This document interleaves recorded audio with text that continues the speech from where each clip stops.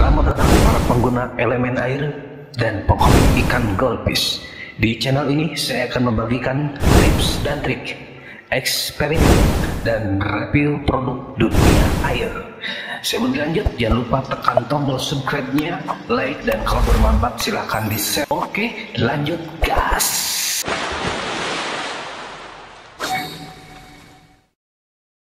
Hai sahabat goldfish, sudah lama kita tidak berjumpa. Bagaimana kabarnya? Semoga sahabat semua sehat selalu ya. Baik, hari ini saya akan share tentang garam ikan.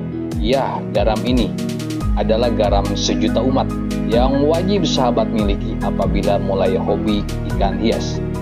Sebelum lebih jauh membahas fungsi garam ikan dan cara menggunakannya atau dosis pemakaiannya, mari kita mengenal lebih jauh apa itu garam ikan. Mudah-mudahan bisa menambah wawasan sahabat semua.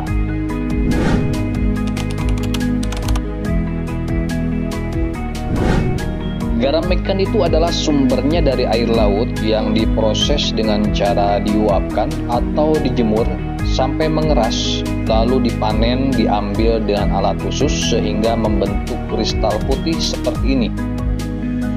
Proses ini tidak mudah karena bergantung pada cuaca panas atau harus pada musim kemarau. Biasanya terjadi pada bulan Agustus sampai November. Seperti bulan ini, para petani garam sedang panen raya. Namun apabila memasuki musim hujan, proses pembuatan garam ikan tidak bisa dilakukan.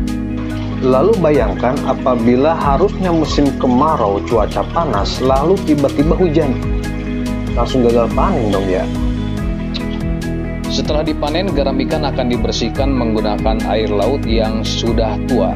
Sebab apabila menggunakan air tawar biasa, maka garam tersebut akan mencair. Garam ikan hanya mengandung senyawa NaCl atau natrium klorida tanpa kandungan mineral lainnya. Singkatnya, garam ikan adalah garam murni tanpa proses pabrikasi dan campuran mineral lainnya. Jadi apa bedanya garam ikan sama garam dapur?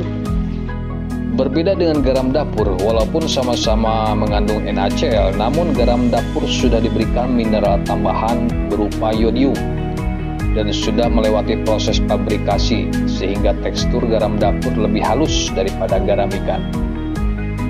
Penggunaan garam dapur sebagai pengobatan ikan itu tidak rekomendasikan karena garam dapur sudah mengandung yodium, dikhawatirkan akan memperparah penyakit ikan ya sahabat. Selain itu, garam dapur kalah asin dengan garam ikan yang menjadi ampuh untuk mengatasi jamur dan parasit itu. Karena kadar asin dari garam ikan ini lebih tinggi daripada garam dapur. Garam dapur, ya biasa aja, asinnya seperti itu. Garam ikan,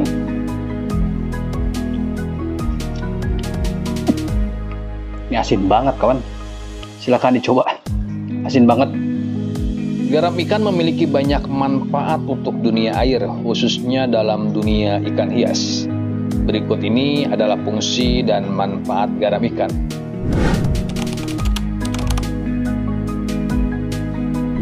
Yang pertama, untuk menekan pertumbuhan jamur dan parasit. Yang kedua, untuk mengobati ikan yang terkena penyakit parasit dan jamur. Yang ketiga, untuk menstabilkan pH air. Yang keempat, menekan pertumbuhan alga dan lumut. Yang kelima, membantu membersihkan insang ikan yang kotor akibat kualitas air yang keruh atau tidak bagus. Yang keenam, bisa untuk mengobati ikan yang stres dan lain-lain. Manfaat lain dari garam ikan ada juga yang digunakan oleh para seller untuk mengkarantina ikan, khususnya ikan mas hoki. Jadi dikasih garam dulu di tank karantinanya, tujuannya agar pupnya si ikan mas hoki itu cepat keluar, sehingga untuk proses pengiriman jadi lebih cepat. Nah, bisa juga digunakan seperti itu.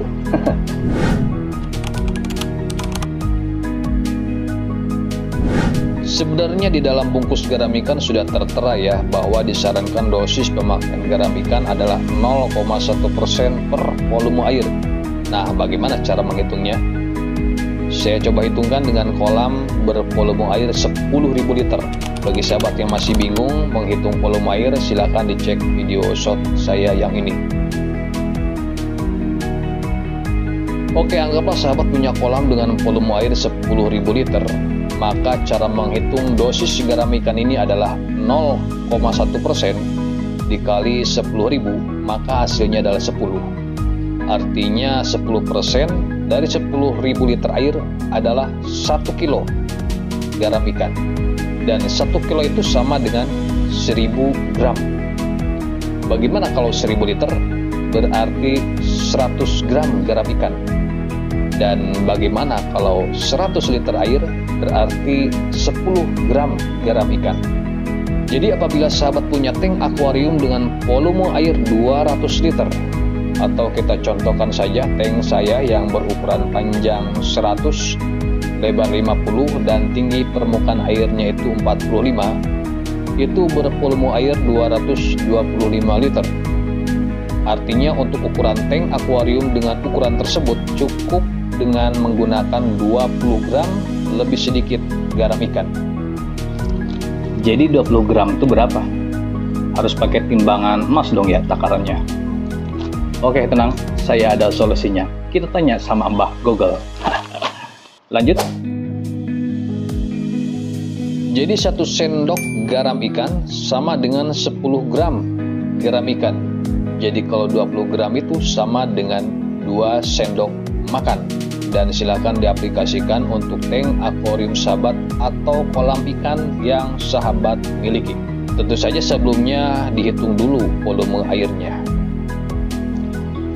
Capek-capek ngitung, ternyata yang diperlukan hanya 1 sendok atau 2 sendok makan saja untuk tank yang kita miliki ya. Kenapa saya hitungkan dari yang terbesar dulu? Karena mungkin sahabat di rumah memiliki kolam ya, dan ingin diaplikasikan untuk penggunaan garam ikan, maka seperti itulah referensinya. Selanjutnya untuk 1 sendok makan ya kurang lebih sebanyak ini ya. Kalaupun ada yang menghitung dengan menggunakan kepalan tangan, hasilnya sama, kurang lebih 2 sendok makan, pas 1 kepala tangan. Jadi sebetulnya gak usah pusing juga ya, hanya 1 kepala tangan cukup untuk 200 liter air. Oke, lanjut.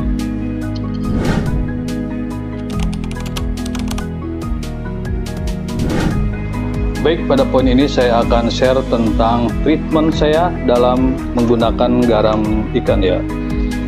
Jadi penggunaan pribadi saya untuk dimasukin ke dalam tank akuarium treatment seminggu sekali itu hampir saya tidak lakukan ya. Kenapa? Saya hanya menggunakan garam ikan ini hanya pada posisi-posisi tertentu saja ya, yaitu pada saat musim hujan atau pergantian dari musim kemarau ke musim hujan, atau sebaliknya dari musim hujan ke musim kemarau. Seperti belakangan ini, walaupun musimnya kemarau, tapi cuaca cukup dingin ya. Nah dari itu saya sarankan sahabat punya termometer seperti ini ya, alat pengukur suhu, agar bisa memantau suhu yang ada di dalam akuarium sahabat. Nah, apabila saya menggunakan garam ikan ini, maka saya akan memasukkan ke tank akuarium ini, tapi saya matikan dulu pompanya ya. Saya matikan dulu pompanya, lalu saya masukkan garam ikan ini ke tank akuarium saya, lalu biarkan dia mencair kurang lebih 1 jam, baru saya nyalakan kembali pompanya. Atau saya masukkan dulu ke dalam gelas atau ke dalam botol, saya kocok dulu ya garam ikannya biar mencair, barulah saya masukkan ke dalam tank akuarium ini. Gunanya apa? Agar pada suhu dingin itu kan jamur dan parasit itu kan mudah tumbuh, sehingga untuk menekan pertumbuhannya barulah saya masukkan garam ikan ini. Kenapa dimatikan pompanya? Karena saya khawatir apabila garam ikan ini masuk ke dalam pompa dan masuk ke dalam filter, maka media bakteri yang ada di dalam filter sahabat atau di dalam filter ini akan mengalami kematian atau meninggoy ya. Jadi yang jadi masalah, garam ikan ini tidak bisa membedakan mana bakteri baik, mana bakteri jahat. Nah, kalau sudah seperti itu, alhasil akuarium sahabat akan berkabut dan berbusa ya. sehingga ekosistem yang sudah kita bentuk akan menjadi kacau. Nah, itulah sahabat saran saya. Baik sahabat, itulah pembahasan saya tentang garam ikan. Mudah-mudahan bermanfaat buat sahabat semua. Ada pertanyaan lagi, yaitu apa bedanya garam ikan dengan garam Epsom? Nah, ini sama-sama garam ya, jenisnya garam. Oke, next video akan saya coba bahas. Terima kasih sudah menonton sampai selesai. Sampai berjumpa. Thank you.